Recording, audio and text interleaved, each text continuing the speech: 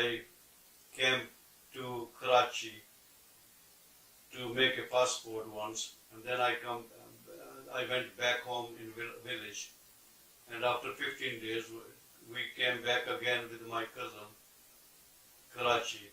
So I got the passport. Also, I have my sponsor letter was with me. So he bought a ticket for me for air traveling, and I came Heathrow Airport. It was not easy because those days the plane was very small planes, and they stopped Tehran in Iran.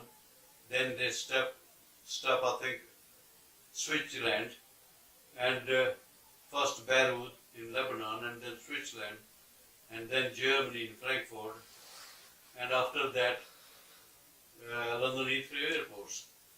So my father was not well known English, so he sent his nephew to collect me from Heathrow airport. It was night time, as I remember, 3rd January 1963. I landed Heathrow airport, and he collected me from there. So before he went London from Bradford, he took blanket with him. So when I come out from the airport buildings, he gave me blanket, so I wrapped around myself. He said it's very cold, and it was snow. And when we reached Bradford, I met my father. He was very kind, and so in the morning when I wake up, I saw that everything was very shiny, and I never seen snow before. And I said, "What is it outside? It's very shining." They said, "It's snowing. It's been snow, that's why it's shining." After I think 1 week, they take me to school for admission, and that school was the Great Atton. They used to call it Great Atton Secondary School, Cross Lane, Bradford 7. I went there. Headmaster interviewed me. His name was Mr. Atkinson. He interviewed me. He said, "Do you speak English?" I said in Urdu, "Thodi thodi." And he said, "I beg your pardon." I didn't understand what he's saying. Then he asked one boy.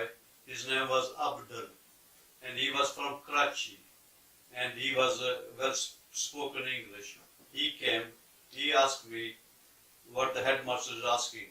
I told him I only speak a little bit English, thodi English. And then he explained to the Mr. Atkinson. He said he only speak a little bit English. Before I came here, I can read the English, not very properly. I can read English, but I don't know the meaning of English, what it is in it. So I was 16-year-old when they said, those days people was leaving the school. And I was so poor in English, I couldn't understand what they're saying in school. And I request, can I stay another year in school? So they allow me. And after 6 months, I understand what they're saying. Excuse me. In 6 months, I only learned, excuse me, please. And when I left the school, it was time behind in Pakistan. They was making Mangla Dam, big reservoir. So our village, all the Tahsil Mirpur, all of them were maybe 300 villages, and one of our village was inside the water. They said, "We are going to remove all of you." So in my family, there was only, I am oldest child. My 4 brothers and 1 sister were too young. So my father decided he said, if I go, then the income going to stop. So he sent me back to Pakistan after 1 year and 3 months in 64, March, I think. And I went back. My mother was living with our relatives in Kasguma. The village name was Thati. And I went there, stay about maybe 2 weeks.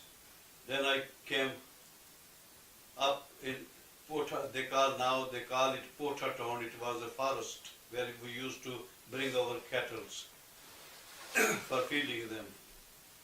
Grass, they was eating grass and we was chopping the wood from there in olden days. And everybody was making a home for themselves because they was expelled from the old village. So I went back home and I start building house. And when I finished the house in 1965, after July, yes, in July, I come back from Pakistan to England.